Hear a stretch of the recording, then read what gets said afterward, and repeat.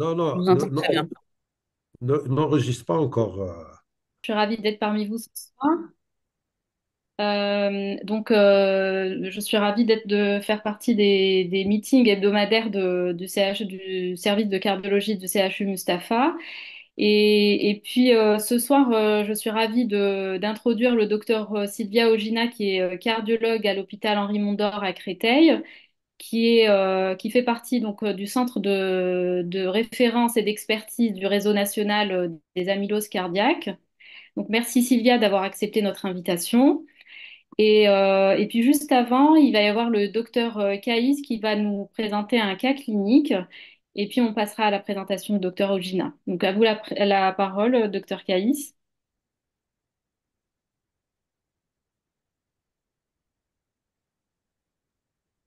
Merci, docteur Amro Ayesh.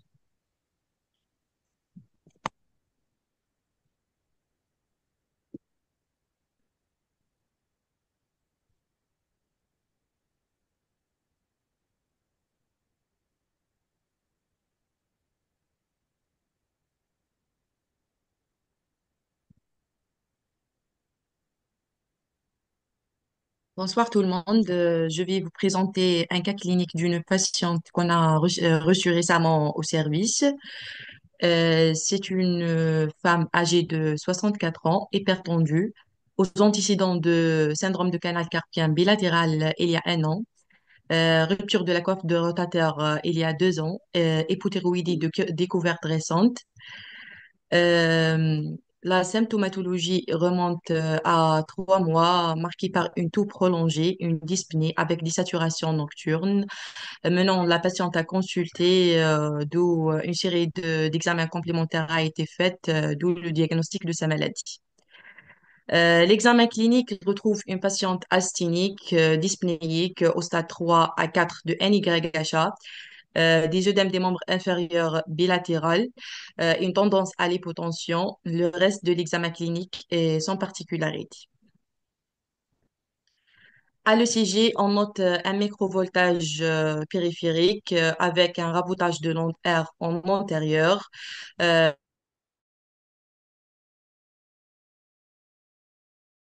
phase de V1 à V3. Une série d'examens biologiques a été faite, revenant en faveur d'une dysfonction rénale avec un DFG à 45 ml par minute, des antiprobienpiques qui sont très élevés, des troponines qui sont supérieures à 50 nanogrammes. Le reste des examens basiques et sans particularité. La radiographie de thorax, retrouvons un épanchement pleural gauche de petite abondance.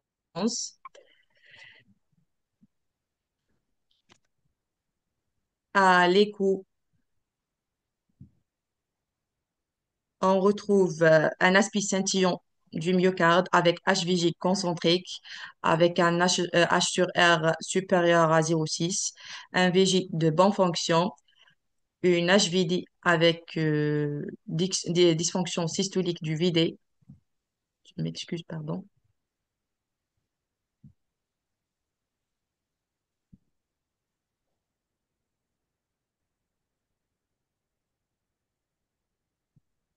On note aussi une infiltration du septum interatrial et des valves atrioventriculaires avec un épanchement de petite abondance.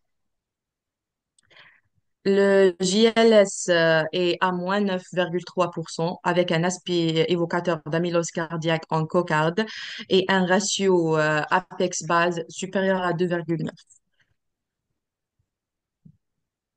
À l'IRM, on note une HVG excentrique avec HVD et une prise de contraste sous-endocardique diffuse au rehaussement tardif, un T1 mapping qui est élevé à 989 avec un volume extracellulaire qui est supérieur à 0,4%, évoquant une amylose cardiaque.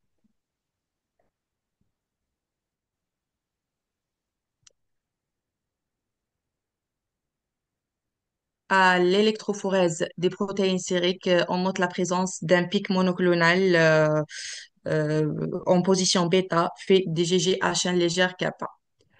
Le dosage sérique des chaînes légères kappa et lambda successivement retrouve 47 mg par litre pour les chaînes kappa et 11 mg par litre pour les chaînes lambda avec un ratio kappa lambda à 4,8.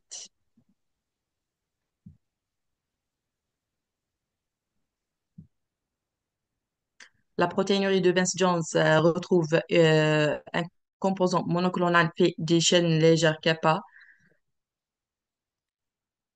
Au total, c'est une patiente âgée de 64 ans, hypertendue avec HVG et plusieurs drapeaux rouges dont l'hypotension, la tendance à l'hypotension, la protéinurie, le syndrome de canal bilatéral, une rupture des tendons de la coiffe des rotateurs, une prise de contraste sous endocardique diffuse à l'IRM au rehaussement tardif, un JLS qui bat avec un microvoltage diffus. Elle regroupe tous les critères échocardiographiques et ALRM décrits au papier consensus de l'ESC 2021. On a fait une scintigraphie osseuse, retrouvant une fixation myocardique grade 1 à 2 de pyrogénie.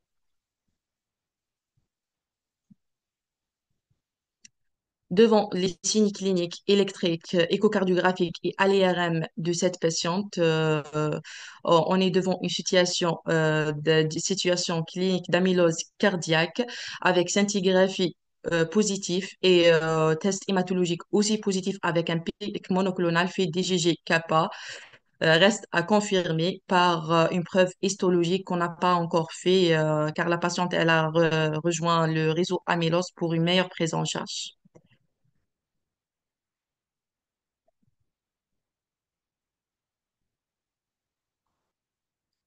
Je laisse la parole à Docteur Sylvia et merci.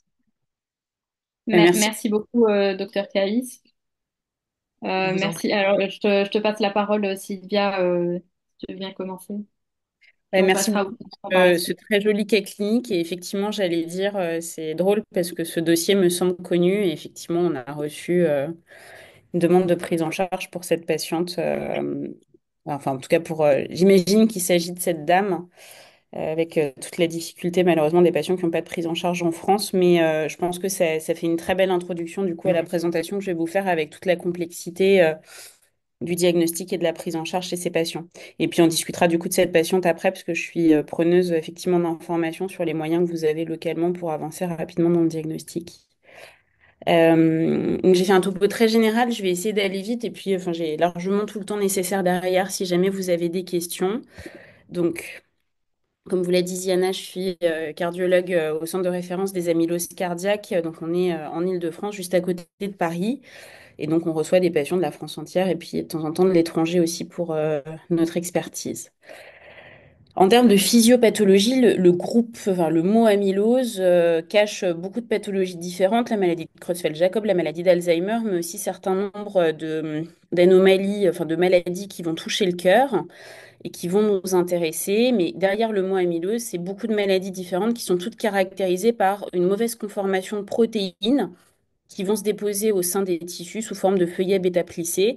On connaît aujourd'hui 36 protéines qui peuvent provoquer de l'amylose et leur caractéristique histologique commune, c'est qu'elles sont rouge Congo positif, birépringentes en lumière polarisée. Et vous avez ici le détail de toutes ces protéines. Ce qui va nous intéresser, nous, cardiologues, c'est celles qui vont toucher le cœur. Et donc, il y en a quatre principales, on va dire, dont on va discuter ce soir. La première, c'est l'amylose AL, l'amylose à chaîne légère d'immunoglobuline, où le primum movin, c'est un clone qui est en général plasmocytaire, intramédulaire, plus rarement secondaire à un lymphome dans les cas de maladie de Waldenström, qui va produire une quantité anormale de chaîne légère d'immunoglobuline, comme dans le cas de votre patiente, avec un excès de chaîne légère kappa. Et ces chaînes légères d'immunoglobuline vont se déposer de manière vraiment systémique à l'intérieur de l'organisme. Le deuxième et troisième type d'amylose, c'est les amyloses à transthyrétine. La transthyrétine, c'est une protéine qui est de synthèse hépatique et qui va servir au transport d'autres protéines dans la circulation sanguine, le retinol binding protein, la vitamine D, et qui va, dans deux situations pathologiques, se dissocier en monomères de transthyrétine qui vont se déposer à l'intérieur des organes. Ces deux situations, c'est soit le vieillissement pathologique de la protéine dans le cadre des amyloses à transthyrétine sauvage quand il n'y a pas d'anomalie génétique sur le gène TTR, ou alors en cas de présence d'une anomalie génétique qui va favoriser la survenue de cette pathologie. La dernière protéine qui peut se déposer dans le cœur, alors après il y a des formes qui sont vraiment exceptionnelles et qui relèvent de l'expertise, mais dans les choses qui sont beaucoup moins fréquentes mais qui existent et que vous pourriez être amené à voir, c'est les amyloses à apolipoprotéines qui touchent principalement le rein mais qui peuvent aussi toucher le cœur. On en parlera beaucoup moins, il n'y a pas de traitement spécifique malheureusement à ces maladies-là. Toutes ces protéines vont entraîner des dépôts de fibrils amyloïdes qui vont aller se déposer de manière systémique dans l'organisme avec une affinité particulière en fonction de la protéine amyloïdogène pour certains organes. Et vous avez ici un bonhomme avec du coup les différentes atteintes qu'on peut voir. Alors, dans les amyloses à chaîne légère d'immunoglobuline, les amyloses L, c'est souvent une atteinte vraiment systémique avec des symptômes qui apparaissent récemment. C'est vraiment une maladie oncologique qui va se déposer très vite et dégrader rapidement l'état général des patients, avec souvent donc l'atteinte cardiaque qui bien sûr conditionne le pronostic, un rein qui va être au minimum protéinurique, au maximum néphrotique, possiblement associé à une insuffisance rénale, mais c'est pas systématique. Au niveau du foie, on va avoir souvent de la cholestase anictérique, pas rarement de la cytolyse. Il y a souvent une atteinte cutanée qui est assez sévère, qui peut être très problématique avec vraiment des vrais décollements cutanés. Parfois, on peut même pas coller les électrodes AECG sur la paroi thoracique des patients parce que quand on les retire, on arrache la peau. Mais au minimum, il y a fréquemment, c'est pas du tout tout le temps, des ecchymoses périorbitaires. Et puis, il peut y avoir effectivement une atteinte neurologique principalement dysautonomique avec l'hypotension orthostatique chez ces patients. Il peut y avoir des canaux carpiens dans l'amylosale, mais c'est souvent des symptômes qui commencent quelques semaines ou quelques mois avant le diagnostic. Dans l'amylose à transthyrétine, pour le coup, les signes ostéo-articulaires, on va dire canal carpien, maladie du pitrin, canal lombaire étroit, les ruptures tendineuses, c'est des symptômes qui sont beaucoup plus anciens et vous le verrez dans la littérature, on sait que c'est à peu près 5 à 10 ans avant le début de l'atteinte cardiaque. Donc vous avez ici un résumé des formes qui sont relativement fréquentes, les TTR, les AL. En termes d'amylose AA, parce que je pense que vous en voyez encore quelques-unes en Algérie, c'est assez exceptionnel d'avoir une atteinte au niveau du cœur. On a, nous, 3 ou 4 patients maximum avec des atteintes cardiaques infiltratives. Par contre, pour avoir repris toute la série du centre de référence des amyloses AA, qui est situé dans Paris intramuros, on sait que c'est surtout un surrisque de cardiopathie ischémique chez ces patients. Mais les atteintes d'amylose AA infiltrative, on a réussi à les prouver que chez 3 ou 4 patients qui avaient vraiment des atteintes cardiaques extrêmement sévères et qui malheureusement sont décédés quelques semaines après le diagnostic de l'atteinte cardiaque de l'amylose A. Mais je pense qu'il faut retenir que c'est vraiment quelque chose d'exceptionnel. Dans les autres choses exceptionnelles, il y a les amyloses à lysozyme, gelsoline, etc., etc., qui sont vraiment des choses de l'ordre de l'exception. Les amyloses cardiaques, comme je vous le disais, ce sont des maladies systémiques où les dépôts vont se faire en général extrêmement rapidement, de manière très agressive, enfin vraiment comme un cancer dans l'amylose à elle, et puis beaucoup plus progressivement dans les amyloses à transthyrétine héréditaires et les formes sauvages. Et le principe du traitement, et je vais pas arrêter de vous dire ça pendant la présentation, c'est vraiment d'essayer de diagnostiquer les patients précocement. Alors dans l'amylose L, c'est souvent avant qu'ils meurent. Dans l'amylose à transthyrétine, c'est souvent avant qu'il y ait des dommages extrêmement importants, de manière à améliorer le pronostic des patients en infléchissant la courbe d'infiltration au niveau des organes. En termes d'épidémiologie, les dernières années ont été marquées par une meilleure description de la maladie et du coup une meilleure reconnaissance de la maladie. On a quasiment des courbes qui sont superposables ici entre l'augmentation de la prévalence de l'amylose à transthyrétine sauvage et le nombre de descriptions qu'on a chaque année dans PubMed. On sait qu'il y a des liens étroits avec tous ces signes extracardiaques, le canal carpien par exemple, mais on a aussi des liens extrêmement étroits dans la littérature avec beaucoup de phénotypes cardiologiques qu'on voit dans nos lits d'hospitalisation, l'insuffisance cardiaque à fraction d'éjection préservée, les cardiopathies hypertrophiques, surtout si elles arrivent à un âge tardif, une HVG concentrique qui arrive chez un patient de 70 ou 80 ans, il y a peu de chances que ce soit une origine sarcomérique. les sténoses aortiques, où pour le coup, on sait qu'il y a, enfin, en fonction de la littérature, autour de 15 à 20% des patients qui vont se faire remplacer la valve aortique qui ont une amylose sous-jacente, avec la question de savoir si c'est l'amylose qui se dépose à l'intérieur de la valve aortique et qui favorise du coup la sténose aortique, ou si c'est le shear stress de la sténose aortique qui va favoriser l'accumulation de transthyrétine à l'intérieur du myocarde. Il y a des choses qu'on connaît un peu moins bien, qui est la prévalence de l'amylose dans les troubles conductifs. Moi, je suis convaincue qu'il y a plein de personnes âgées qui ont un appareil pour des troubles conductifs de haut degré, qui ont en fait une amylose à transthyrétine sous-jacente, et il va falloir qu'on avance là-dessus. Et puis, il y a les séries autopsies que je vous montrerai tout à l'heure qui font qui est juste là d'ailleurs. Dans la vraie vie maintenant, il y a des équipes qui se sont amusées à regarder dans les tissus chez des malades en post-mortem sur des séries autopsiques la prévalence de l'amylose. Et donc là, c'est une série italienne que je trouve assez intéressante. À l'hôpital de Trieste, ils ont fait des biopsies cardiaques systématiques à l'autopsie de patients de plus de 75 ans qui étaient décédés sans insuffisance cardiaque connue. Et ce qu'on remarque, c'est qu'il y a 25% de tous les patients de plus de 75 ans au global qui avaient des dépôts d'amylose à l'intérieur du cœur, 50% d'amylose L, 50% d'amylose à transthyrétine. Et quand on regarde spécifiquement chez la population de plus de 90 ans, c'est 50% des patients. Donc moi, j'ai changé mon discours en voyant cette étude il y a 3 ans. Au lieu de dire aux patients que c'est une maladie rare, l'amylose, maintenant je leur dis que c'est une maladie fréquente, en particulier l'amylose à transthyrétine, et qu'il y a de fortes chances qu'on finisse tous par mourir si on vit suffisamment longtemps avec des dépôts d'amylose à l'intérieur du cœur. Maintenant, cette étude, moi, me fait me poser d'autres questions. Il y a 50% des gens de plus de 90 ans qui ont de l'amylose à l'intérieur du cœur.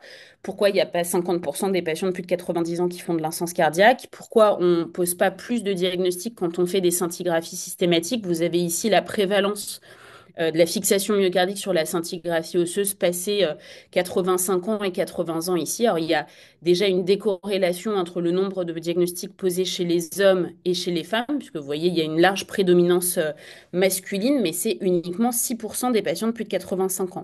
Donc, qu'est-ce qui fait qu'un patient donné à 90 ans aura des dépôts de TTR dans le cœur et ne va jamais être symptomatique de ça? Et qu'est-ce qui fait que son voisin de 90 ans, lui aussi, avec des dépôts de TTR, va faire l'amylose cardiaque maladie avec de l'insuffisance cardiaque? Je n'ai pas vraiment la réponse là-dessus.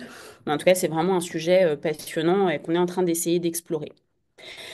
Au niveau des conséquences cardiologiques, comme l'a montré votre collègue tout à l'heure, l'amylose va infiltrer l'intégralité des structures cardiaques, à commencer par le myocarde, bien sûr, le myocarde ventriculaire dans un premier temps, entraînant une augmentation de son épaisseur et de la rigidité du myocarde parce que ces feuillets bêta-plissés d'amylose sont vraiment extrêmement rigides et ils vont avoir, enfin, ça va donner typiquement des tableaux d'insuffisance cardiaque à fraction d'éjection préservée et de cardiopathie hypertrophique. Et je vous ai mis ici un résumé du coup de ce qu'on trouve dans la littérature. Quand on trouve 15% d'amylose cardiaque dans les bilans de dysfonction systolique, donc le fait que la FE soit altérée doit absolument pas faire exclure l'hypothèse diagnostique d'une amylose cardiaque. Et puis, en s'intéressant uniquement dans des séries de CMH aux amyloses donc héréditaires, du coup, puisque les TTR sauvages, enfin, il n'y a pas d'anomalie génétique, donc on ne peut pas les diagnostiquer via des tests génétiques. On constate que si on s'intéresse à des populations de plus de 65 ans avec des cardiopathies hypertrophiques, il y en a 25% d'entre eux, surtout s'ils sont d'origine africaine, qui ont de l'amylose cardiaque parce qu'il y a un variant pathogène de TTR qui est principalement extrêmement prévalent en Afrique, principalement de l'Ouest subsaharienne. Dans l'insuffisance cardiaque, c'est entre 20 et 30% des patients avec l'insuffisance cardiaque à fraction d'éjection préservée qui ont une amylose cardiaque sous-jacente. Au niveau de l'infiltration des oreillettes, ça va entraîner une dilatation biatriale, une infiltration du septum interatrial qui est brillant, comme vous pouvez voir ici sur l'image d'écho, mais surtout une perte de la systole atriale. Alors, la dilatation des oreillettes va entraîner des épisodes de tachycardie supraventriculaire qui sont extrêmement fréquents. On considère qu'à peu près 60 à 70% des patients conçus pour des amyloses à transthyrétine ou des amyloselles vont finir par faire de l'arythmie à un moment donné. Et puis, même en rythme sinusal, malheureusement, il peut y avoir des thrombies intracardiaques à cause de la perte de cette systole atriale. Et donc, c'est une population de patients qu'on va facilement anticoaguler, même en rythme sinusal. Au niveau de l'endocarde, il va y avoir là aussi une infiltration, donc principalement au niveau de l'endocarde valvulaire, avec des insuffisances mitrales, des insuffisances tricuspides qui sont assez fréquentes. Et puis bien sûr, ce lien étroit entre rétrécissement aortique et amylose cardiaque dont je vous parlais tout à l'heure. Au niveau de l'atteinte des vaisseaux, c'est principalement dans l'amylosèle qu'on va trouver des dépôts périvasculaires qui vont entraîner de l'ischémie, de la nécrose. C'est rarement de l'atteinte macro-coronaire, on va dire. C'est vraiment de l'atteinte de la microcirculation qui va principalement faire élever la troponine. Au niveau du péricarde, il y a souvent une infiltration péricardique qui va donner dans à peu près 50% des diagnostics d'amylose cardiaque. C'est 50% seulement, c'est pas 100% des cas, un peu d'épanchement péricardique, exceptionnellement des tamponnades. Enfin, c'est rarement le mode de révélation d'une amylose. Et puis, globalement, le myocarde est tellement rigide que même quand ils ont beaucoup d'épanchement péricardique, c'est souvent bien toléré. Les troubles conductifs sont eux aussi extrêmement fréquents à cause de l'infiltration du tissu conductif myocardique avec souvent des BAV de bas degré dans un premier temps et ces BAV enfin ces blocs de branches ou ce BAV de bas degré va souvent être prédictif de la survenue de troubles conductifs de plus haut degré. Et puis, il peut y avoir une atteinte du système nerveux autonome qui va donner deux choses principales, l'hypotension orthostatique dont on a parlé tout à l'heure, et puis l'incompétence chronotrope. Et ça, c'est une question importante à se poser chez des malades qui seraient très dyspnéiques avec des taux de biomarqueurs assez bas. Ça vaut le coup de les mettre sur un vélo, leur faire une épreuve d'effort ou une écho d'effort et voir s'ils ont de l'incompétence chronotrope, parce que ça peut être une indication à les améliorer en les implantant un pacemaker dans cette indication. Donc, pour poser et avancer le diagnostic de l'amylose cardiaque, il faut déjà se poser la question. En échographie, votre collègue vous a montré tout à l'heure des images, pour le coup, assez typiques, avec cette cardiopathie hypertrophique. Alors, donc, le cut-off dans toutes les cardiopathies infiltratives, c'est plutôt 12 mm, amylose, maladie de Fabry, etc., etc. Cette hypertrophie, elle est dans la plupart des cas concentrique, mais parfois on a des vrais tableau d'hypertrophie myocardique asymétrique, on a quelques patients avec des amyloses obstructives, donc il ne faut pas négliger ce diagnostic aussi quand il y a d'autres arguments évocateurs avec cet aspect brillant qui est très subjectif du myocarde. Mais je pense que vraiment en échographie, le meilleur argument, c'est la discordance, et c'était tout à fait le cas chez la patiente que vous nous avez présentée tout à l'heure, entre une FEVG qui est préservée sur le Simpson biplan, mais par contre avec un strain qui, lui, pour le coup, est relativement altéré et complètement décorrélé du coup de la fraction d'éjection préservée. Le profil mitral, il peut tout à fait être normal. Il peut même être de type 1. Il est restrictif uniquement dans 50% des cas. Par contre, ce qu'on va constater, c'est qu'il y a vraiment un Doppler tissulaire qui va être effondré pour le coup. Et ça, dans les études sur RAC serré, plus ou moins amylose, ce qui est prédictif d'une amylose cardiaque sous-jacente, c'est l'onde S à l'anomitrale inférieure à 8 dans l'amylose cardiaque, alors que pour le coup, l'onde S à l'anomitrale est préservée quand il n'y a pas d'amylose cardiaque sous-jacente. Je vous ai dit la dilatation biatriale et l'épanchement péricardique. Donc la première discordance, c'est FEVG préservé, strain altéré. À l'ECG, là aussi, il va y avoir une discordance puisqu'on va avoir assez souvent des QRS qui sont microvoltés. Alors, c'est que 50% des cas, mais en tout cas, vous allez avoir souvent une hypertrophie myocardique à l'échographie cardiaque sans HVG échographique. Les autres choses que vous pouvez retrouver sur l'échographie cardiaque, c'est des aspects pseudo-ischémiques avec soit des ondes Q, soit des rabotages des ondes R, en général en antérieur, mais ça peut être aussi en inférolatéral, les troubles conductifs de bas degré, l'arythmie supraventriculaire. L'IRM cardiaque peut être utile. Moi, je pense que c'est un très mauvais examen pour l'amylose parce que souvent, on a des délais qui sont très importants. C'est très opérateur dépendant, mais globalement, si on l'a fait, ce qu'on trouve, c'est l'aspect de cardiopathie hypertrophique, le rehaussement tardif qui est souvent diffus en rail, mais qui peut aussi être complètement inexistant sans pour autant remettre en question le diagnostic. Une des choses probablement les plus sensibles, c'est l'augmentation du T1 mapping, qui est assez prédictive d'une amylose cardiaque, mais qu'on voit aussi quand il y a globalement beaucoup de fibrose sur de la cardiopathie hypertensive ou d'autres choses. Bref, en tout cas, moi, je pense qu'il ne faut pas du tout attendre d'avoir un rendez-vous d'IRM cardiaque pour avancer dans le diagnostic si on se pose la question.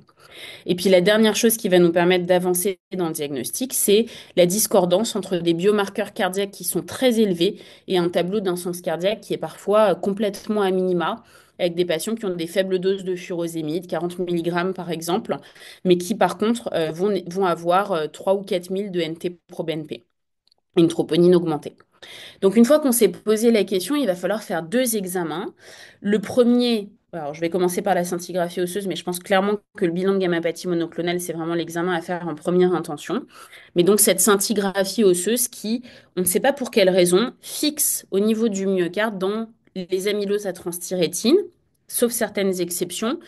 On a quelques patients avec de l'amylose à transthyrétine sauvage ou certains variants héréditaires qui ne fixent pas à la scintigraphie osseuse. Donc là encore, parfois, il faut savoir pousser un peu le diagnostic, mais disons que dans 99% des cas, la scintigraphie osseuse va fixer dans l'amylose à transthyrétine. Malheureusement, cette scintigraphie osseuse peut fixer aussi dans l'amylose à elle. Et donc, en pratique, on a, je pense que vous utilisez le plus fréquemment ce qu'on appelle le score de Perugini, c'est-à-dire on va comparer la fixation du traceur osseux à l'intérieur du cœur à la fixation du squelette et des os longs en particulier. Donc, vous avez ici un score de Perugini à 0 avec aucune fixation au niveau du myocarde. Par contre, on voit bien les os longs. Dans le péruginien, on commence à voir la silhouette cardiaque ici. Mais par contre, on voit très bien les os longs. Dans le Perugini 2, on voit très bien la silhouette cardiaque et les os longs commencent à s'effacer, mais on continue à les voir. Et dans le Perugini 3, on voit très bien le cœur et la fixation est tellement intense qu'on voit plus du tout les os longs au niveau du reste du squelette. Donc ça, c'est une mesure qui est extrêmement subjective. Donc nous, c'est vrai qu'on a tendance à pas trop l'utiliser à Mondor. Et puis, c'est un temps d'acquisition qui dure 4 heures, donc qui peut être parfois contraignant. Donc nous, à Mondor, on est passé sur une deuxième technique d'analyse. Donc le score de Perugini, on le fait avec une acquisition à 3 heures, au temps osseux pour le coup. Nous, à Mondor, on fait des acquisitions très précoces pour le coup. Et donc, on va comparer la fixation au niveau du myocarde à celle au niveau du pool sanguin, donc qu'on va trouver dans le médiastin. Et sur ce temps précoce qui est réalisé à 20 minutes, on va avoir un diagnostic d'amylose à transthyrétine qui est un équivalent de score de Perugini supérieur ou égal à 2 si jamais le ratio cœur-médiastin est supérieur à 1,21, supérieur ou égal à 1,21. Et puis le deuxième examen qui est absolument fondamental et qui est un ensemble d'examens, c'est d'éliminer une anomalie monoclonale pour éliminer l'amylose L dont on a parlé tout à l'heure. Et pour éliminer l'anomalie monoclonale, on va faire bien sûr une électrophorèse des protéines sériques, mais dans à peu près 90% des cas, une électrophorèse des protéines sériques est normale dans les amyloses L parce que c'est souvent des tout petits pics qui provoquent les amyloses L. C'est rarement des vrais myélomes avec 5 ou 10 grammes de pics.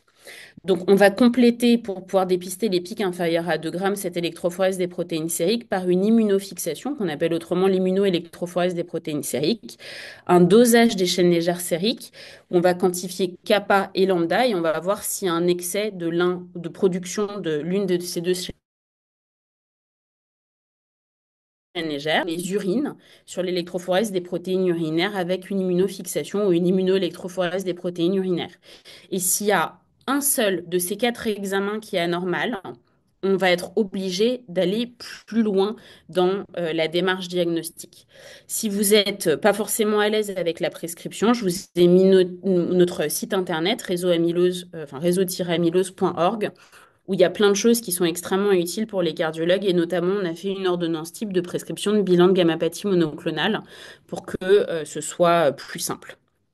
Et donc, ce qui est très important, c'est que la gammapathie monoclonale, globalement, c'est une maladie qui est extrêmement prévalente dans la population vieillissante. On considère qu'il y a à peu près 5% des gens de plus de 75 ans qui ont, en population générale, un MGUS.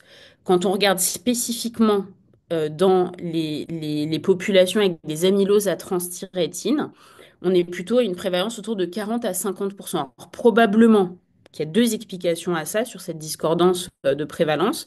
La première, c'est que, je vous ai dit tout à l'heure, la population africaine subsaharienne est principalement très affectée par cette maladie parce qu'il y a une anomalie génétique qui favorise l'amylose à transthyrétine héréditaire chez les patients africains.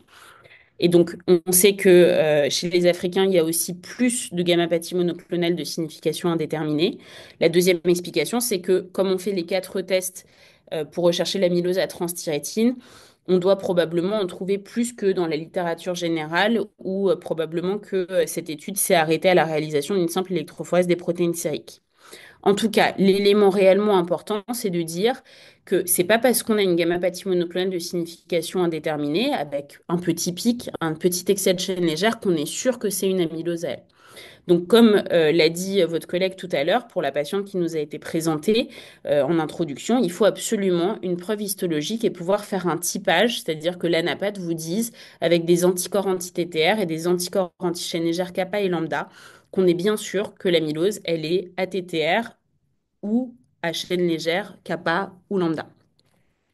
Le problème de cette situation où on a la situation de votre patiente où il y a à la fois la scintigraphie qui fixe et la présence d'une gammapathie, c'est que si on conclut à tort à une amylose à transthyrétine, par exemple, en demandant à l'hématologue qu'est-ce que tu en penses, est-ce que tu penses que cette gammapathie est compatible avec une amyloselle, alors que même avec la plus grande bonne volonté du monde, l'hématologue n'a aucune possibilité de répondre scientifiquement à une question. Votre hématologue, il est capable de vous dire la gammapathie monoclonale elle a des critères péjoratifs d'évolution vers un myélome. Mais encore une fois, je vous ai dit, dans la myloselle, c'est souvent des petites gammapathies monoclonales avec des faibles excès de chaîne légère qui ne sont pas majeurs. Et ça, malheureusement, je pense qu'il y a une méconnaissance des hématologues, enfin à l'échelle mondiale, hein, pour le coup, de cette problématique-là. Et je vois très souvent des patients arriver dans notre service avec avis hématologique de point, pas d'argument pour une amyloselle. Et malheureusement, en fait, c'est une amyloselle derrière. C'est absolument impossible de répondre à cette question, de l'importance de la preuve histologique. Et donc, les risques qu'on prend à conclure trop vite, soit une amylose ATTR, soit une amylose L, c'est que on pourrait risquer de traiter une amylose à transthyrétine avec de la chimiothérapie, pensant à tort que c'est une amylose L. Mais à contrario, on pourrait aussi conclure à une amylose à transthyrétine et du coup ne pas introduire la chimiothérapie à quelqu'un qui a une amylose à L qui risque d'être rapidement évolutif pour le coup. Et le problème, c'est que les amyloses à L, dans 20% des cas, peuvent fixer à la scintigraphie osseuse et c'est souvent les malades les plus sévères qui fixent à la scintigraphie osseuse. Donc, dans ces cas-là, vu qu'on n'a pas de marqueur hématologique d'amyloselle versus un simple MGUS, enfin une gammapathie monoclonale de signification indéterminée, il faut absolument obtenir une preuve histologique. Et cette preuve histologique, on va commencer par des biopsies plutôt périphériques, peu invasives, comme la biopsie des glandes salivaires qu'on peut faire en consultation. Et puis, secondairement, aller, comme votre collègue l'a dit, vers un organe atteint, comme par exemple le rein, où nous, à Mondor, on fait très facilement des biopsies myocardiques parce que nos coronarographistes ont l'habitude d'en faire. Et donc, on en fait à peu près une par jour, tous les jours de la semaine pour confirmer et typer du coup une amylose.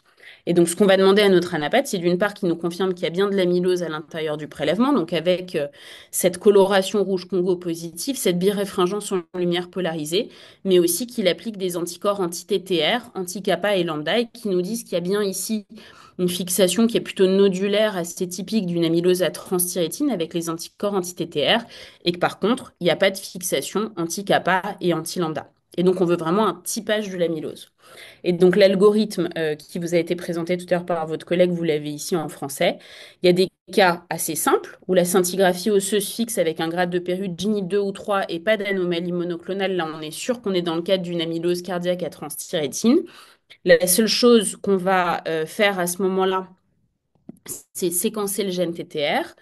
S'il n'y a pas d'anomalie génétique, on est face à une amylose à transthyrétine sauvage. S'il y a une anomalie génétique, c'est une amylose à transthyrétine héréditaire.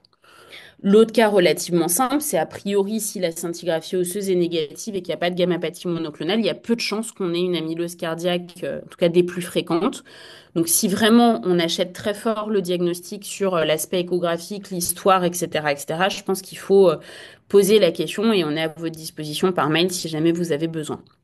Dans les autres cas de figure, c'est-à-dire s'il y a peu ou pas de fixation à la scintigraphie osseuse et des anomalies monoclonales, ou si ça fixe beaucoup, grade 2 ou 3 de Perugini avec des anomalies monoclonales, il va falloir absolument une confirmation histologique avec un typage pour pouvoir initier des thérapeutiques.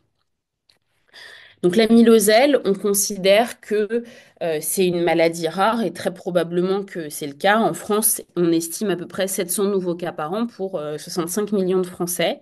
C'est une maladie qui concerne des gens qui sont à un âge mature mais relativement jeune malgré tout, avec une médiane au diagnostic de 64 ans. Et c'est une maladie qui, malheureusement, si elle n'est pas traitée rapidement, est rapidement mortelle, avec 6 mois d'espérance de vie au stade d'insuffisance cardiaque. Voilà, pour bien poser les choses. Donc, c'est vraiment une maladie grave qui est une urgence diagnostique et thérapeutique. Et on voit vraiment les patients qui évoluent. Là, on a un patient qui est malheureusement décédé la semaine dernière, qui a été diagnostiqué il y a un mois. Et entre le moment où le cardiologue, son cardiologue l'a vu pour la première fois, il nous a fait un mail 2, 3 jours après. On l'a pris 24, 48 heures après, le temps d'avoir les résultats de la biopsie, etc., etc. Il avait quasiment doublé son NT-proBNP. Donc, il y a vraiment des patients qui évoluent extrêmement rapidement et qui déposent chaque jour. Enfin, il faut vraiment imaginer un robinet ouvert avec les chaînes légères qui font que se déposer à l'intérieur des organes. Et malheureusement, on a beaucoup, enfin en tout cas dans le premier mois de traitement, nous on voit beaucoup de patients qui meurent dans notre service. Enfin, c'est effectivement très difficile pour nous. Les signes extracardiaques, je vous en ai déjà parlé. Vous avez ici quelques images assez typiques d'échymose périorbitaire, de macroglossie qu'on trouve beaucoup dans l'amylose à L, mais pas que, il y en a aussi dans certaines formes d'amylose héréditaire. Le score pronostic qui est le plus communément utilisé, c'est le score de l'European Staging 2015, qui est basé, comme vous pouvez le voir, exclusivement sur les biomarqueurs cardiaques, la troponine, donc soit hautement sensible, soit la troponine classique, et le NT-proBNP ou le BNP. Le stade 1, c'est les patients les moins sévères que nous, cardiologues en général, on ne voit pas, qui sont diagnostiqués sur d'autres types d'atteintes d'organes, notamment rénales. Et à ce moment-là, les 2 biomarqueurs sont négatifs. Les stades 2, c'est un des 2 biomarqueurs qui est positif, enfin, qui est au-dessus du seuil, on va dire. Les stades 3, il y a à la fois la tropo et le BNP ou le NT-proBNP qui sont augmentés, avec un petit détail pour le NT-proBNP supérieur à 8500, qui sont les stades 3B, où là, pour le coup, on a 50% de mortalité dans le premier mois de traitement. Donc vraiment, on a très envie de diagnostiquer les patients au stade 2 ou au stade 3, de manière à éviter cet excès de mortalité que vous voyez très bien ici. Enfin, vous voyez, la médiane de survie des stades 3B, elle est à moins de 6 mois pour le coup. Dans l'amylose à transthyrétine sauvage, comme je vous ai dit tout à l'heure, la preuve histologique, elle n'est pas forcément indispensable si la scintigraphie montre une fixation intense du myocarde, Perugini 2 ou 3, et qu'il n'y a pas de gamma-apathie monoclonale. Et à ce moment-là, donc, on va génotyper les patients, on va confirmer qu'ils n'ont pas de variants pathogènes dans les formes qu'on disait avant séniles et qu'on appelle maintenant sauvages parce que c'est pas très agréable. On a notre plus jeune patient à 58 ans avec une forme dite sénile. Donc, on a un peu changé notre discours. On appelle ça maintenant des amyloses à transthyrétine sauvages. Donc, l'âge médian, c'est 78 ans. Dans les formes cardiologiques des amyloses ATTR héréditaires, on est autour de 75. Donc, vous voyez, il n'y a pas une grosse différence. La triade assez classique, c'est canal carpien, canal lombaire, surdité et l'atteinte cardiaque. Il y a, comme je vous ai montré tout à l'heure, beaucoup plus d'hommes que de femmes qui sont diagnostiqués. Et la prévalence, comme je vous ai montré dans les séries autopsiques, elle est sous-diagnostiquée, mais on la reconnaît de plus en plus. En termes de choses assez évocatrices de cette amylose à transthyrétine sauvage, concernant la surdité, ce qu'on a montré à Mondor, c'est que c'est une surdité un peu particulière, à la fois de transmission et de perception. Donc, c'est pas la presbyacousie de la personne âgée, c'est vraiment une surdité particulière. Il peut y avoir des ruptures tendineuses, en particulier la rupture du tendon du long biceps brachial, souvent un canal lombaire étroit, de l'arthrose extensive, des maladies de Dupuytren, pardon, les doigts à ressaut. Enfin, c'est vraiment une maladie ostéo-articulaire et cardiologique, bien sûr. Mais souvent, les patients, ils ont ces atteintes extracardiaques qui sont plutôt rhumatologiques. Et donc là, on essaye de sensibiliser les rhumatologues pour qu'ils nous aident au diagnostic précoce. Et ces atteintes extracardiaques précoces, elles surviennent 5 à 10 ans avant le diagnostic de l'insuffisance cardiaque. Donc autant c'est difficile pour les rhumatologues de savoir, de penser et d'adresser les patients quand il y a tel et tel symptôme extracardiaque évocateur. Et puis c'est pas forcément rentable si on voit le patient ici parce qu'il n'aura pas d'atteinte cardiaque. Mais par contre pour nous cardiologues, c'est vraiment une aide au diagnostic d'avoir ces signes extracardiaques. Comment être sûr que c'est une forme sauvage? Bon, déjà, vous avez bien compris, il faut éliminer l'amylosèle. Je vous ai dit en termes d'âge d'apparition de la maladie, il n'y a pas de grande différence entre TTR sauvage et forme cardiologique des TTR mutés. Et par contre, au niveau du phénotype cardiologique et extracardiologique, il n'y a pas non plus de grande différence en termes de présentation. Et en fait, la difficulté, je vous ai mis ici les tests génétiques positifs d'amylose à TTR faits à Mondor. on a quand même 3 patients avec des amyloses à transthyrétine héréditaire diagnostiqués après l'âge de 90 ans au moment du diagnostic. Donc, ce qui veut dire que c'est pas parce qu'on est vieux qu'on a forcément une forme sauvage. Et je sais que vous avez des difficultés d'accès à la génétique, mais pour le coup, c'est quelque chose. Enfin, il y a un vrai enjeu qu'on réussisse à avancer là-dessus dans les années à venir. Parce que c'est hyper important. Et enfin, nous, en France, c'est vraiment un combat pour le coup que tous les patients diagnostiqués avec une amylose à transthyrétine soient génotypés parce que ça va être hyper important pour la famille, d'autant plus que là, on commence à avoir une pharmacopée conséquente dans cette maladie. Euh, les apparentés, on va dire, soient diagnostiqués précocement. On a déjà eu des histoires comme ça dans la famille où on a diagnostiqué le cas index d'une amylose à transthyrétine héréditaire. On lui a dit, parlez-en à votre famille, ce qu'il n'a pas fait. Et du coup, la sœur qui est arrivée quelques temps plus tard en apprenant que en fait, son frère était suivi dans le même service de cardiologie, comme c'est bizarre, quoi. Et qu'en fait, il avait la même maladie qu'elle. Et donc, ça mène souvent à des situations un peu conflictuelles d'un point de vue familial. Dans les formes héréditaires, connaît au jour d'aujourd'hui 140 anomalies génétiques identifiées du gène TTR, qui est situé sur le chromosome 18. Ce sont des mutations qui sont autosomiques dominantes avec une pénétrance qui est incomplète, ce qui veut dire que c'est pas parce qu'on est porteur de l'anomalie génétique qu'on va forcément développer la maladie. Et ces formes, ces anomalies, enfin, dans les formes cardiologiques, en tout cas, le début est plutôt tardif. Donc nous, le variant dont on parlait depuis tout à l'heure, qui est présent chez les patients africains, et donc du coup à cause de la colonisation, qui est aussi très présent dans les dom-toms et dans la population américaine, c'est la VAL 122 isoleucine qui est portée par 4% de la population d'Afrique de l'Ouest subsaharienne. Il y a d'autres variants qui donnent des formes principalement cardiologiques qui sont détaillées là. Et puis à l'autre extrême, pour le coup, il y a la Valmet 30 qui, elle, est principalement prévalente dans la population portugaise et qui donne plutôt, elle, une forme très neurologique avec une vraie neuropathie périphérique et quasiment pas d'atteinte cardiaque. Voilà les principaux messages. En termes d'atteinte extracardiaque, globalement, il peut tout y avoir. Il y a souvent de la neuropathie périphérique associée. Mais par exemple, les VAL 122 isoleucine, la mutation des Afro-Caribéens, pour le coup, elle donne quasiment pas de neuropathie périphérique. Il y a beaucoup de littérature sur toutes ces anomalies génétiques et une grande base de données qui est amyloidosismutation.com qui permet de recenser toutes ces anomalies génétiques et qui est en permanence actualisée. Les scores pronostiques de l'amylose à transthyrétine sont basés principalement sur le NT-proBNP et le débit de filtration glomérulaire. Et donc, vous avez ici la classification que je ne vais pas détailler, mais en gros, on sait que les patients qui ont un NAC score plus élevé ont plus de mortalité. Et on sait que chez un patient qui est suivi pour une amylose à transthyrétine, si jamais il aggrave son score de l'ANAC, c'est aussi prédictif de mortalité pour le coup. Alors, malgré tout ce que je vous ai dit et des prouesses incroyables en termes d'amélioration du diagnostic et de meilleure description dans la littérature, on reste encore aujourd'hui sur des délais diagnostiques qui sont relativement longs, avec des patients, en particulier dans l'amylose à L, mais aussi dans les amyloses à transthyrétine, qui voient en moyenne, enfin à peu près 3 spécialistes, pardon, et jusqu'à plus de 6 spécialistes avant de se voir poser un diagnostic. Je vais passer parce que on a déjà évoqué tout ça, mais en pratique, il y a des symptômes qui sont plus évocateurs d'amylose à transthyrétine que d'amylose à L, qui sont vraiment ces signes ostéo-articulaires. Mais c'est surtout le délai d'apparition, encore une fois, les signes extracardiaques sont plus anciens dans l'amylose à transthyrétine et plus récents dans l'amylose à L.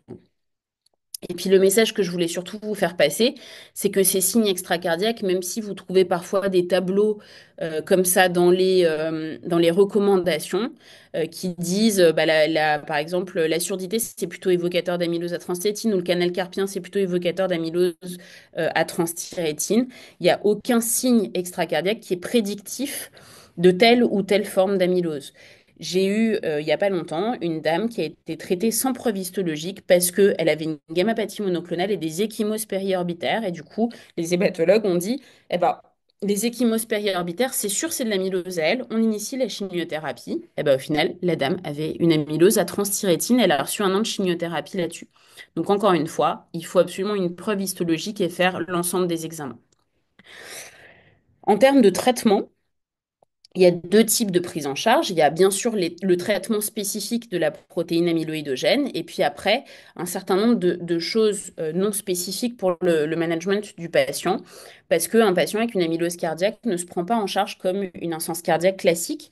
Et donc, on a créé un petit acronyme qui s'appelle le SHAD-STOP, qui est comme le Schatzvask, mais stop parce qu'il y a des choses qu'on arrête dans l'amylose et qui est globalement l'acronyme pardon qu'on utilise en consultation en permanence pour se poser les bonnes questions sur les médicaments à prescrire. Alors, dans SHAD-STOP, il y a la première lettre qui est le C pour trouble conductif, qui est une complication assez fréquente dans tout type d'amylose, amylose à L, mais aussi amylose à transthyrétine. Et donc, je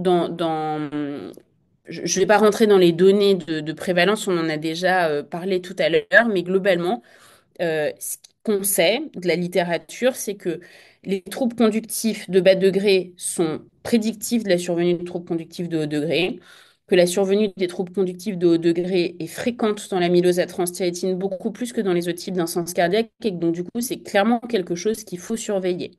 Plus les patients sont sévères, avec des NAC scores élevés ou un European staging élevé dans l'amylose à L, et plus ils sont associés à des comorbidités, comme par exemple la cardiopathie ischémique, et plus ces troubles conductifs vont être fréquents et mortels. Donc, à chaque consultation, on va se poser la question, chez les patients qui ne sont pas déjà appareillés d'un pacemaker ou d'un défibrillateur, de savoir s'il faut les appareiller, oui ou non. Ce qu'on essaye de définir depuis quelques années avec les collègues mondiaux et les rythmologues en particulier, c'est de savoir qui il faut implanter. Et là-dessus, il n'y a pas de consensus très clair, mais vous trouverez dans la littérature beaucoup de papiers qui essayent d'identifier les facteurs de risque. Et globalement, quels que soient les papiers, je vous ai donné un exemple ici, on trouve un peu toujours la même chose, c'est-à-dire que globalement, quand on fait de l'AFA, on est à risque de troubles conductifs. Quand on fait des troubles conductifs, on est à risque de faire de l'AFA et que les troubles conductifs de bas degré, ici BAV1 et bloc de branche, sont eux aussi prédictifs de la survenue de troubles conductifs de plus haut degré. Donc là, dans ce papier-là, voilà, si, on disait que si on fait à la fois de l'AFA, qu'on a un BAV1 et un bloc de branche, on est beaucoup plus à risque de faire des troubles conductifs de haut degré qui vont indiquer le pacemaker. Dans l'amylose AL, ces troubles conductifs sont eux aussi extrêmement fréquents. Il y avait cette toute petite étude anglaise, mais qui m'a semblé assez intéressante, où ils avaient pris 20 patients avec des amyloses L qui faisaient des lipothymies ou des syncopes, à qui ils avaient posé des Riviles. Et puis, il y avait quand même 13 patients sur 20 qui étaient décédés. Enfin, je vous mens pas quand on dit que c'est une maladie grave et que les gens meurent. Et en gros, la plupart de ces décès étaient sur des troubles conductifs de haut degré. BAV de haut degré, bradycardie, et souvent les épisodes de bradycardie extrême vont mener à de la fibrillation ventriculaire, etc., etc. Donc là aussi, dans l'amyloselle, c'est une vraie question. L'autre élément important, c'est que quand on appareille les patients avec des pacemakers dans le cadre de ces maladies-là, eh ben souvent ils deviennent assez rapidement stimulodépendants. Dans ce papier-là, vous avez 96% des patients qui, à 5 ans, sont stimulodépendants dans le ventricule droit. Et donc, du coup, on se pose aussi la question, mais encore une fois, il n'y a pas de réponse claire, s'il ne faut pas faire de la resynchronisation ventriculaire d'emblée chez ces patients-là.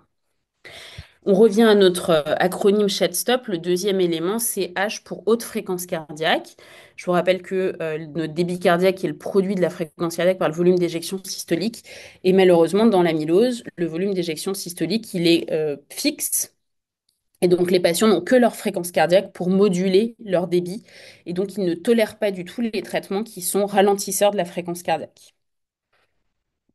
Le A, c'est pour anticoagulation, puisque comme je vous ai dit, il y a à peu près 70% des patients qui vont faire de l'arythmie supraventriculaire au cours du suivi. Plus les patients sont sévères et plus ils vont en faire. Et la prise en charge de cette arythmie, c'est un vrai enjeu. Ce qu'on constate, c'est que la plupart des patients, quand ils passent en arythmie, ils se dégradent d'un point de vue hémodynamique avec une dysfonction ventriculaire gauche qui est souvent aiguë, des malades qui vont faire des épisodes d'insuffisance cardiaque.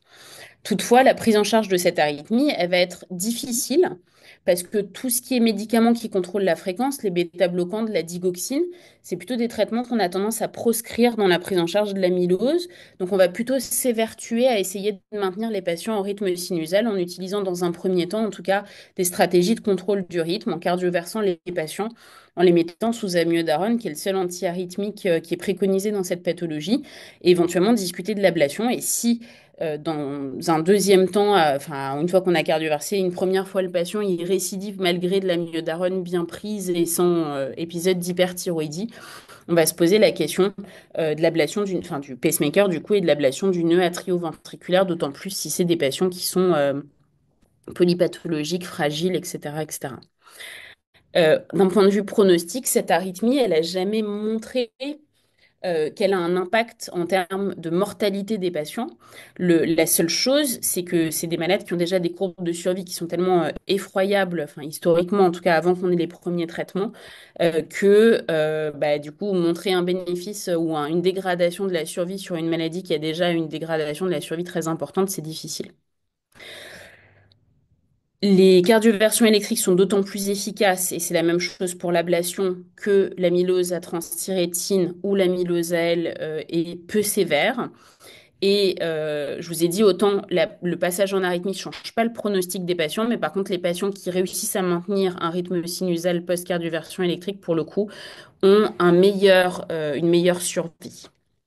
Une petite chose sur la cardioversion électrique, c'est que il est décrit dans la littérature que les thrombies intracardiaques, en particulier intra-auriculaires, mais pas uniquement, aussi parfois dans l'oreillette, sont extrêmement fréquents dans l'amylose, aussi bien AL que TTR, et donc on ne fait pas de cardioversion électrique médicamenteuse sans avoir d'imagerie de l'oreillette et de l'auricule avant. Et on ne fait pas de cardioversion électrique sans avoir mis le TO dans la bouche du malade pour vérifier qu'il n'y ait pas de thrombus à l'instant T de la cardioversion électrique. Et si besoin, on annule, on renforce le traitement anticoagulant, on ajoute du cardégique, etc., etc. Mais en tout cas, c'est vraiment quelque chose, pour le coup, dans les conférences de consensus, c'est unanime et c'est écrit tel quel dans les recommandations de rythmologie d'ailleurs.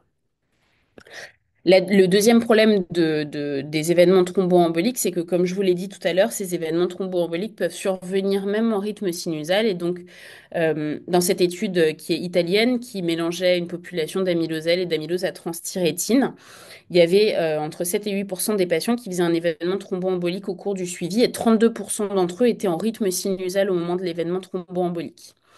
Alors, ils avaient regardé du coup si le score de Schad c'était prédictif. Alors, en FA, pour le coup, c'était pas prédictif du tout de la survenue d'événements thromboemboliques. Par contre, en rythme sinusal, ça fonctionnait plutôt pas mal. Les autres facteurs qui sont connus comme étant prédictifs de la survenue de troubles thromboemboliques, c'est le profil mitral très restrictif. Alors, pour le coup, s'il n'y a pas d'onde A, non, les anticoagules comme s'ils étaient en FA. Mais profil mitral restrictif, c'est un facteur prédictif de la survenue de ces troubles du rythme, pardon, événements thromboemboliques en rythme sinusal. Et la dysfonction ventriculaire gauche est elle aussi assez prédictive.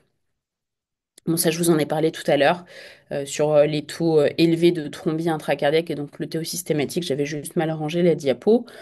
Donc, en pratique, ce qu'on fait chez nos patients, c'est que on va traquer ces épisodes de FA et pour le coup, même pour une petite salve de FA, on va anticoaguler les patients sans discuter. On n'attend que ça, en fait, d'avoir une indication formelle d'anticoagulation.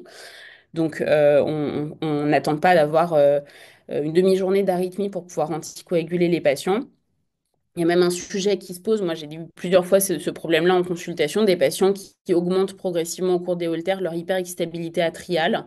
Et du coup, on ne sait pas très bien quel est le cut-off pour introduire un traitement anticoagulant.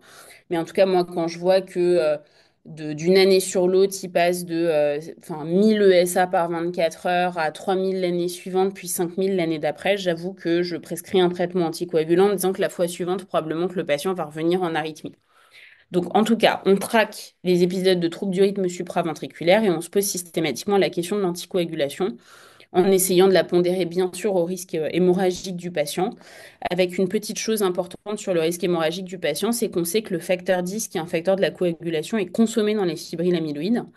Et donc, nous, on le dose assez facilement, en tout cas dans l'amylose à L, pour pondérer du coup l'indication d'anticoagulation ou en tout cas être un peu plus prudent, on va dire, sur l'anticoagulation des patients. Et ce facteur 10 qui est consommé dans les fibrilles amyloïdes, bien sûr, plus les patients sont sévères et plus il est consommé et plus il est effondré. Mais malheureusement, plus les patients sont aussi à risque de faire des événements thromboemboliques. Sur la gestion des épisodes de tachycardie ventriculaire, on anticoagule bien sûr indépendamment du score de Schatz-Vasque parce que comme je vous ai dit, enfin d'ailleurs c'est Schatz-Deva, il faudrait que je change dans la diapo. Euh, Comme je vous l'ai montré, c'est pas du tout prédictif de la survenue des événements thromboemboliques contrairement aux autres types de cardiopathie.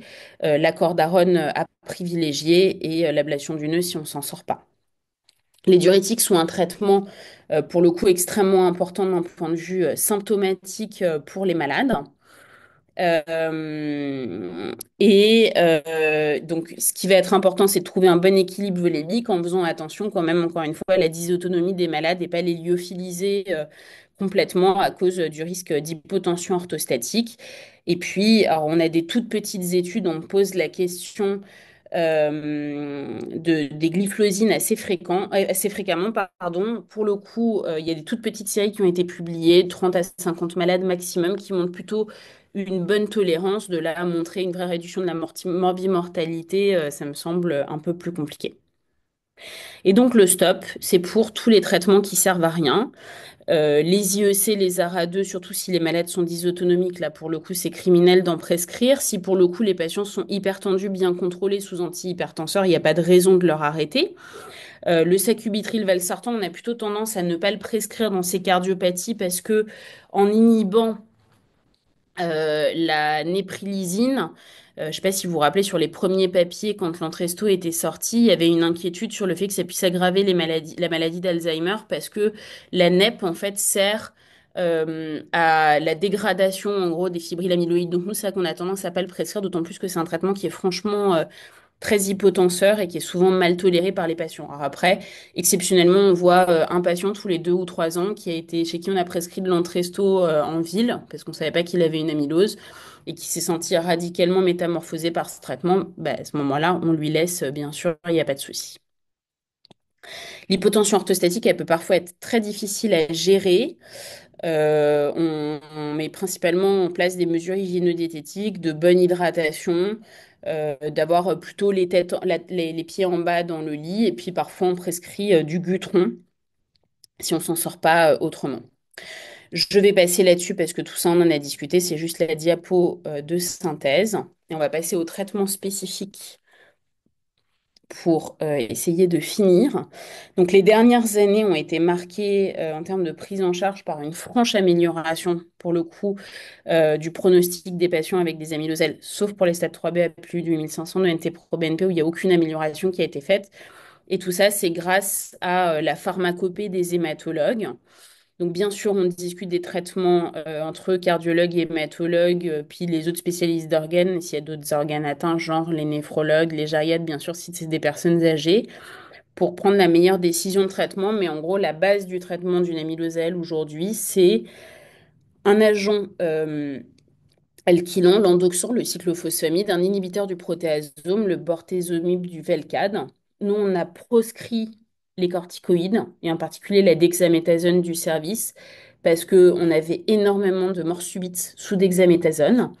Le jour de l'administration de la chimiothérapie, on en a beaucoup moins depuis qu'on n'en fait plus. On a montré un certain nombre de choses dans la littérature, je vous en parlerai si ça vous intéresse mais on va pas forcément rentrer dans le détail. Et puis, on a la chance, nous, en France, d'avoir une immunothérapie anti-CD38 qui est extrêmement intéressante et qui fonctionne très bien, qui est le daratumumab, et qui est associé du coup au Velcade et à l'endoxan. Et je crois que, enfin, la dernière fois que j'ai discuté avec les hématologues algériens, ils me disaient que la difficulté d'accès était encore présente en Algérie, mais peut-être que les choses ont évolué depuis l'année dernière quand j'en avais discuté avec eux. En tout cas, c'est un traitement qui est relativement prolongé, où l'objectif est vraiment que le patient normalise son ratio de chaîne légère le plus rapidement possible. Chez les patients sévères, nous, ça fait des années qu'on fait ça. On fait de l'introduction séquentielle des médicaments parce que quand on met toutes les chimiothérapies d'un coup, malheureusement, parfois c'est mal toléré par le cœur. Et donc, du coup, on commence avec une molécule, puis l'autre. Mais quand même, assez rapidement, encore une fois, l'idée, c'est vraiment de ne pas perdre de temps parce que le temps, c'est des jours de vie gagnés pour les patients. Dans l'amylose à transthyrétine, on a plusieurs cibles de traitement. Ce qui existe aujourd'hui en France et dans certains pays d'Europe et aux États-Unis, c'est un stabilisateur de l'homotétramère de transthyrétine, donc le tafamidis non commercial Vyndaqel. Pour le coup, nous, on a une AMM depuis 2021. On sait qu'on a énormément de chance. Les Anglais ne l'ont que depuis le mois de juin 2024. J'espère que vous aurez la possibilité, vous aussi, de l'avoir en Algérie. À ma connaissance, ça n'est pas le cas pour l'instant. On a des études qui sont assez prometteuses sur le blocage au niveau de la synthèse hépatique de transthyrétine, avec deux études qui ont été publiées, une cet été, l'autre l'année dernière, avec des silenceurs, en gros des petits anticorps qui vont empêcher la production de transthyrétine au niveau hépatique. Et puis l'avenir, enfin, moi j'y crois beaucoup, je vais vous montrer les images de l'étude, c'est la dégradation des fibrilles amyloïdes. Le tafamidis, donc c'est un traitement stabilisateur du tétramère qui avait un design d'études enfin, assez particulier avec à la fois l'évaluation de la dose et aussi la comparaison au placebo. Une efficacité en termes de mortalité toute cause qui était significative à partir de 18 mois de traitement, quelle que soit la forme d'amylose, avec un effet un peu plus marqué chez les patients moins sévères. Mais par contre, un bénéfice sur le test de marche de 6 minutes et les questionnaires de qualité de vie qui étaient assez précoces contrairement à la mortalité. Le message important, c'est que dans cette étude d'extension, pour le coup, les patients qui étaient initialement sous placebo étaient mis sous tafamidis. Les patients qui étaient initialement sous placebo n'ont jamais récupéré les courbes de survie des patients qui étaient d'emblée sous tafamidis dans l'étude.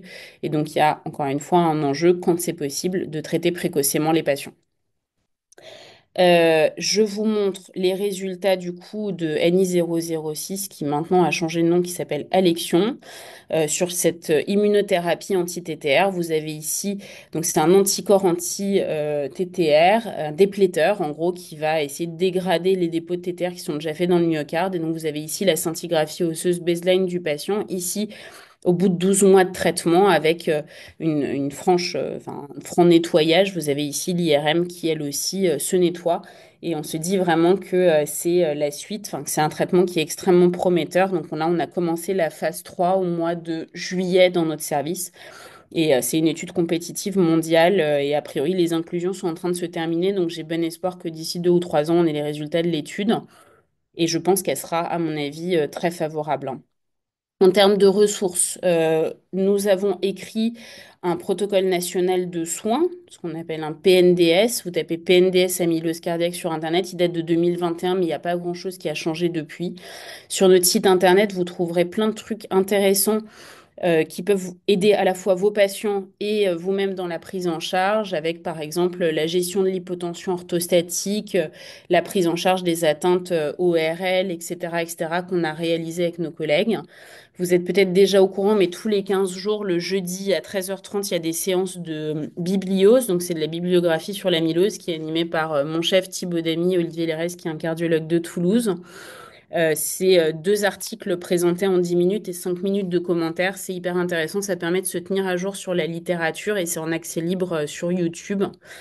Et je vais pas forcément tout vous raconter de la fin. Je vais vous remercier pour votre attention et je suis à votre disposition si vous avez des questions. J'ai vu qu'il y avait des questions qui arrivaient dans le chat. Oui, merci beaucoup Sylvia pour la clarté de ta présentation. Il y a plein de questions sur le chat. Euh, tu y as accès normalement. Ouais. Hop, je me remets depuis le début. L'association rétrécissement aortique et amylose, vu les conditions de charge et la mise en défaut du gradient VG apex au strain, que pensez-vous du travail myocardique en plus du S à l'anomitrale? Oui, il y a effectivement des études qui ont été faites là-dessus. Ça a l'air d'être prometteur.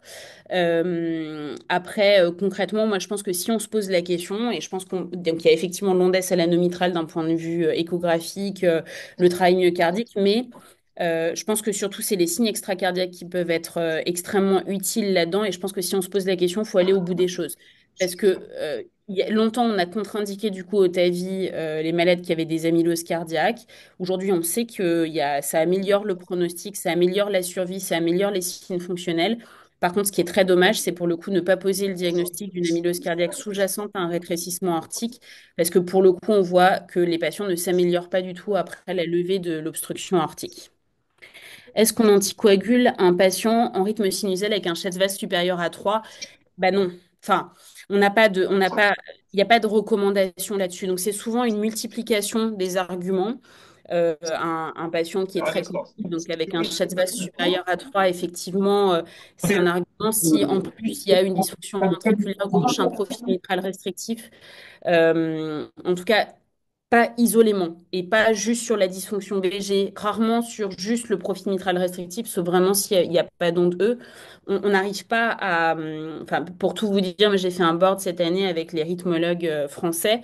J'étais la cardiologue référente, on va dire, dans le monde de l'amylose. Et puis après, il y avait des rythmologues référents avec moi. Et quand on a présenté on travaille et qu'on a posé la question du coup de travailler sur qui anticoagulait en rythme sinusal, je me suis pris une sauce de la part des rythmologues qui m'ont dit que j'étais criminelle de poser la question d'anticoaguler des patients en rythme sinusal. Bref, en tout cas, à chaque fois que je me suis posé la question et que je ne l'ai pas fait, malheureusement, les patients ont fini par faire l'AVC.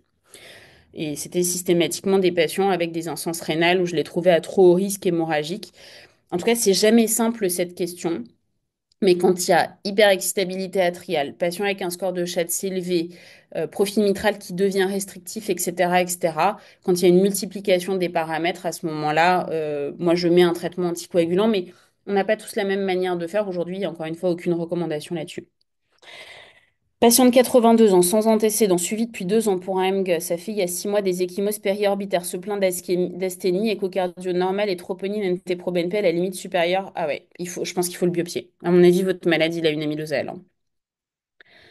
Je pense qu'il faut compléter le bilan, il faut lui faire la protéinurie, voir s'il n'y a pas d'autres atteintes, vérifier que le foie n'est pas atteint.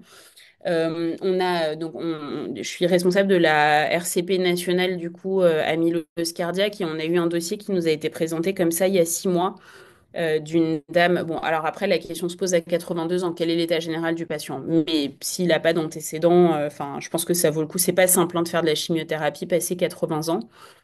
En tout cas, je pense que ça vaut le coup de se poser la question et surtout de suivre ce patient.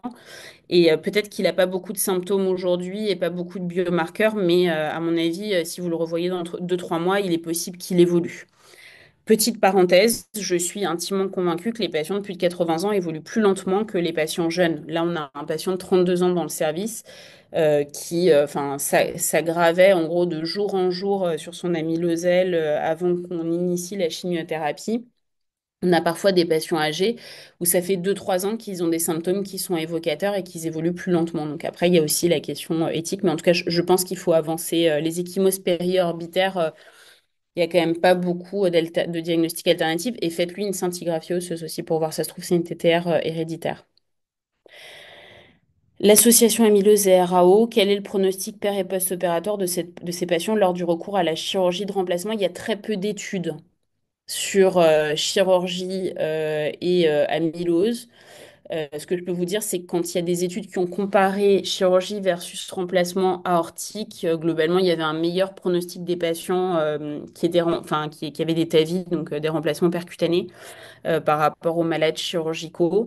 Nous, on l'a fait quelques fois chez des patients jeunes qui avaient des amyloses cardiaques et qui enfin, n'étaient pas très comorbides. Après, enfin, c'est quand même souvent des personnes âgées, enfin, au stade où ils en sont du rétrécissement aortique, on va dire. Il n'y a vraiment pas beaucoup de données dans la littérature. Deuxième question, chez les patients porteurs d'amylose, quels sont les paramètres Doppler que vous utilisez pour distinguer un profil restrictif lié à la diastolie d'un profil restrictif causé par une élévation des PRVG? On ne fait pas de différence. Je ne peux pas répondre à votre question. On ne fait pas de différence. Enfin, voilà, on essaye de faire en sorte qu'ils restent volémiques, en gros. Et puis les PRVG, de toute façon, elles sont élevées dans cette maladie à cause de la rigidité du myocarde. Que faites-vous en pratique lorsque le patient a un myélome multiple pour rechercher une amylose cardiaque à la demande de l'hématologue? NT-proBNP troponine, ECG et coqueur. Si tout ça, il n'y a pas de choses particulières, bah, je m'arrête là. Objectivement, le patient qui a un myélome, soit il a une indication de traitement et du coup qu'il ait une amylose cardiaque ou pas, Ça va pas changer grand-chose d'un point de vue hémato, ça va juste changer la prise en charge cardiologique derrière, enfin la question anticoagulation, pacemaker, gestion de la congestion, etc., etc. Par contre, s'il a un myélome indolent et que du coup, en fonction d'est-ce qu'il a une amylose cardiaque ou pas, on va initier une chimiothérapie. Là, pour le coup, il faut être beaucoup plus agressif. Et pour le coup, si à un instant T, il n'y a pas grand-chose comme argument sur l'atteinte cardiaque, bah, il faut prévenir le patient que si jamais il devient essoufflé, prévenir son hématologue qu'il lui refasse des biomarqueurs régulièrement quand il le revoit en consultation, si jamais on se pose la question. Et d'ailleurs, c'est dans les guidelines des hématologues maintenant sur les suivis des pics monoclonaux de faire les biomarqueurs cardiaques. Et ça, on avait montré, il y avait des hématologues algériens qui étaient venus l'année dernière enfin, dans le service d'hémato de Mondor et on leur avait montré ces recommandations. Nous, nos hématologues à Mondor, ils font ça systématiquement. Amylosène secondaire à un myélome avec une atteinte cardiaque, est-ce possible de donner de la dexaméthasone à dose réduite? Et quand est-ce que ça devient une contre-indication absolue? Jamais une contre-indication absolue. On préfère les doses réduites à la pleine dose, qui est quand même de 40 mg 2 jours de suite. Après, nous, on l'a banni définitivement du service. C'est-à-dire que là, même nos hématologues, ils ont peur d'en prescrire. Vous avez une approche originale à Mondor de traiter les 3B en cardio, c'est toujours le cas. Alors, c'est pire que ça. On traite tous les stades 3 en cardiologie et parfois même les stades 2 si jamais ils ont fait des décompensations cardiaques. Et globalement, l'intégralité de la tour mondorienne, c'est-à-dire cardiologue, hématologue, néphrologue, hépatologue, voilà, adresse en cardiologie les patients pour faire le bilan du coup multisystémique de l'amylose.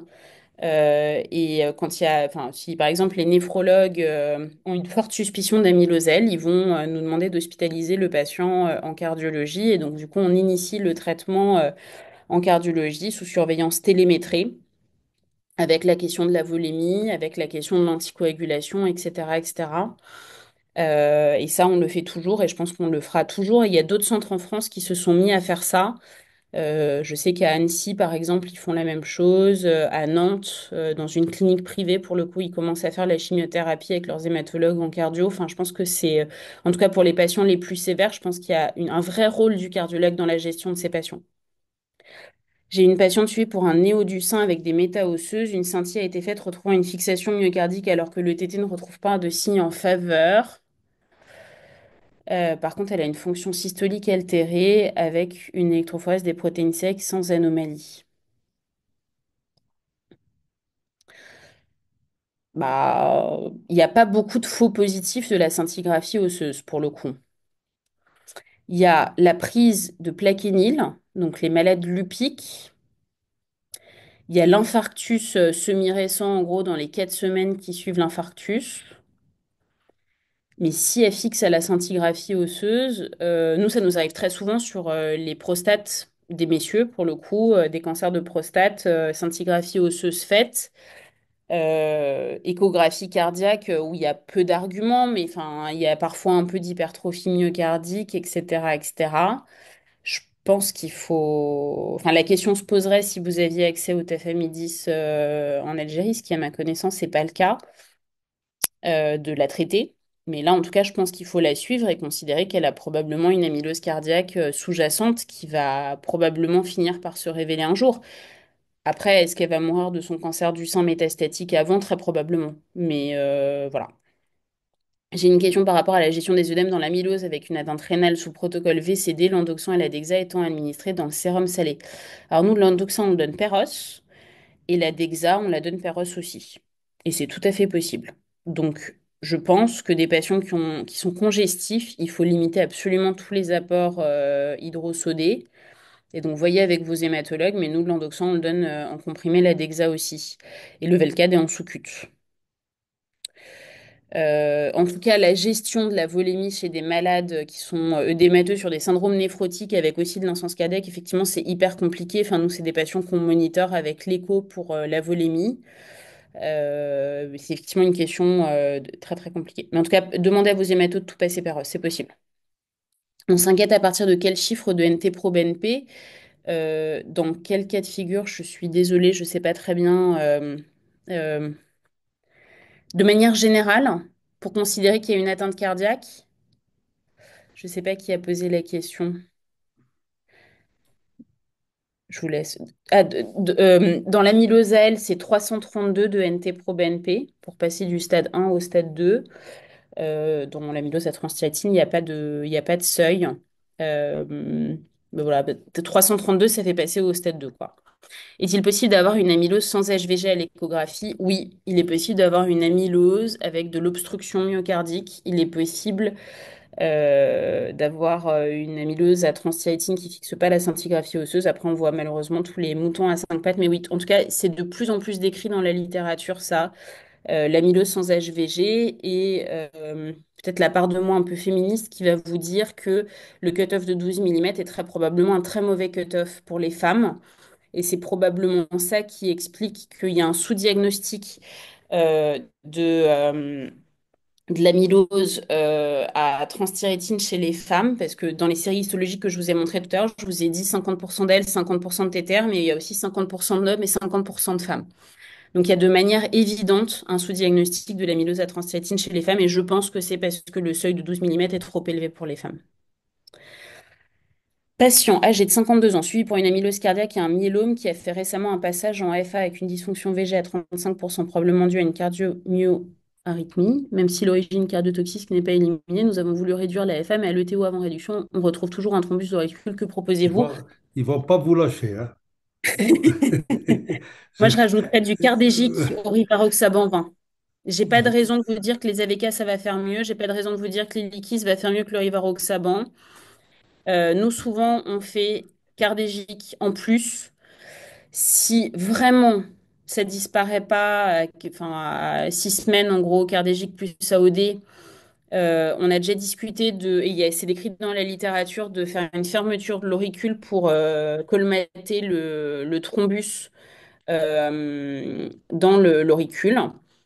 Ce qu'on a aussi fait chez des patients qui étaient symptomatiques, on n'avait pas trop le temps, c'était de mettre un pacemaker avec une stimulation biventriculaire et d'ablater le nœud atrioventriculaire en se disant qu'au moins comme ça on régularise la fréquence cardiaque vu la mauvaise tolérance. Là, j'ai l'impression que c'est le cas et qu'on verra plus tard et on se laissera plus tard le temps de laisser l'effet du cardégique, etc., etc. Quitte à le resynchroniser après avec le pacemaker. Quel pense traitement pour les... qu'on va pas abuser de votre gentillesse, hein. Bon, je réponds à la dernière À la question. dernière, voilà, Très parce rapide. que là, on risque vous risquez de passer la nuit, hein. En tout cas, je vous remercie pour votre engouement, ça fait très plaisir. Quel Merci. traitement pour les formes mixtes? Eh ben, le traitement. Alors déjà, ça existe. On en a une dizaine en France. On confirme systématiquement avec de l'analyse en protéomique euh, parce qu'il peut y avoir des faux accrochages de TTR sur les biopsies myocardiques. Enfin, c'est vraiment très compliqué. Mais je ne vous dis pas que ça n'existe pas. Ça existe les formes mixtes. On a des patients qui sont traités par tafamidis et chimiothérapie pour leur amylose à L. Mais pour le coup, ça reste quand même exceptionnel et pour le coup, nous, on les confirme en protéomique systématiquement pour être sûr de faire le bon diagnostic. Ben, Ziana, il faut que tu clôtures et on remercie beaucoup notre invité, hein. On a eu la chance d'avoir une experte aujourd'hui en amylose, hein. Oui. Et peut-être qu'on fera une session spéciale question, peut-être un autre jour, hein. Ah, je suis sûre que ça durera plus d'une heure, hein. Donc, on ne va pas abuser de sa gentillesse Oui. et il faut que tu mettes fin à... Ça va très bien. Voilà, je te laisse clôturer ce débat très, très D'accord. riche et cette conférence très, très utile. Et on remercie encore une fois notre invité, prestigieux invité, pour sa gentillesse et sa disponibilité. Ben, Ben, merci à vous encore une fois. je vais commencer par te remercier, Sylvia. Merci beaucoup d'avoir accepté notre invitation. Je pense que ça a apporté énormément à, à tous, hein. Et puis j'ai été ravie d'être parmi vous. Et puis à une très prochaine fois pour pour une session questions sur amylose. Merci encore une fois pour l'invitation et pour votre engouement. Et n'hésitez pas à nous contacter par mail sur l'adresse générique sos.milosker. On essayera de répondre en vous aidant au maximum. Et merci encore une fois pour d'avoir été si nombreux présents ce soir. Bonsoir. Bonne soirée.